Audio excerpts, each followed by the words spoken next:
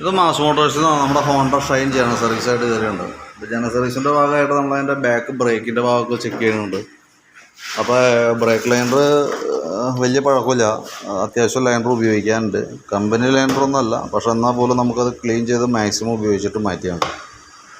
പിന്നെയെന്ന് പറഞ്ഞു കഴിഞ്ഞാൽ എയർ ഫിൽറ്ററിൻ്റെ അവിടേക്ക് വരുമ്പോൾ എയർ ഫിൽറ്ററൊക്കെ എനിക്ക് തോന്നുന്നു മാറ്റിയിട്ട് കുറേ ആയിട്ടുണ്ട്. നിലവിൽ ഇപ്പോൾ എയർ ഫിൽറ്ററൊക്കെ നല്ല ബ്ലോക്ക് ഉണ്ടോ. എയർ ഫിൽറ്ററും അതേപോലെ തന്നെ നമുക്ക് ഈ പ്ലഗും കൂടി മാറ്റിയിടണം കേട്ടോ. എയർ ഫിൽറ്ററും പ്ലഗും മാറണം. പിന്നെ എൻജിൻ്റെ സൗണ്ടിൻ്റെ കേസ് പറഞ്ഞില്ലേ, അത് ഈ ചെയിൻ്റെയാണ്. എൻ്റെ എൻജിൻ്റെ ഉള്ളിൽ വന്ന ടൈമിങ് ചെയിൻ എന്ന് പറഞ്ഞ യൂണിറ്റ് അതിൻ്റെയാണ്. അതിൻ്റെ ശരിക്കും പറഞ്ഞാൽ ടൈമിങ് ചെയിൻ്റെ അത് ഇവിടെ വന്ന പാഡ്, അതേപോലെ ഈ പ്ലാസ്റ്റിക്കിൻ്റെ പാഡൊക്കെ ഇത്രയും വരെ ഉണ്ട്, അതൊക്കെ പൊട്ടിയിട്ടിരിക്കുകയായിരുന്നു. അപ്പോൾ നമ്മളത് അഴിച്ച് എന്തെങ്കിലും അത് മാറ്റിയിടുന്നുണ്ട്. കാരണം അപ്പോഴാണ് നമുക്ക് ആ എൻജിൻ സൈലൻ്റായിട്ട് നിൽക്കുള്ളൂ. അപ്പോൾ പിന്നെ നമുക്ക് അതിൻ്റെ ഹെഡിൻ്റെ ഇവിടുത്തെ വന്ന ഗ്യാസ്കറ്റ്, അത് നമ്മളിത് അഴിക്കുമ്പോൾ മാറ്റേണ്ടി വന്നിട്ടുണ്ടോ, അത് മാറണം. എൻജിൻ ഓയിൽ മാറുന്നുണ്ട്. പിന്നെ 2023 ബാറ്ററി, പുതിയ ബാറ്ററിയാണ് ഇരിക്കുന്നത് കേട്ടോ. പുതിയ പുത്തൻ ബാറ്ററി ഇരിക്കണേ. പിന്നെ അതേപോലെ തന്നെ ഫ്രണ്ട് ഫോർക്കിൻ്റെ സൈഡിൽ, ഈ സൈഡിൽ കാണുന്നതൊക്കെ ലീക്കണം. അത് നമുക്ക് അതിൻ്റെ അഴിച്ചിട്ട് നട്ടിൻ്റെ ഓറിക്ക് മാത്രം മാറ്റിയാൽ മതി, റെഡി ആയിക്കോളും.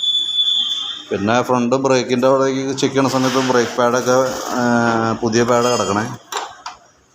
കമ്പനിയൊന്നും ഒറിജിനൽ പാർട്സൊന്നും അല്ല, പക്ഷെ എന്നാൽ പോലും നമുക്ക് ഉപയോഗിക്കാനുണ്ട് കേട്ടോ. അത് നമുക്ക് അഴിച്ച് ക്ലീൻ ചെയ്തിട്ട് റീസെറ്റ് ആകാം. പരമാവധി ഉപയോഗിച്ചിട്ട് ചെയ്താൽ മാറ്റി കളഞ്ഞാൽ എന്തെങ്കിലും കാശ് കൊടുത്ത് മേടിച്ചിട്ടാണല്ലേ.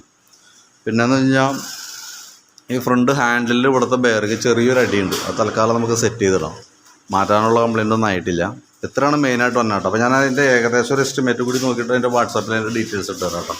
അപ്പോൾ നോക്കിയിട്ടൊന്ന് റിപ്ലൈ ഇടണേ.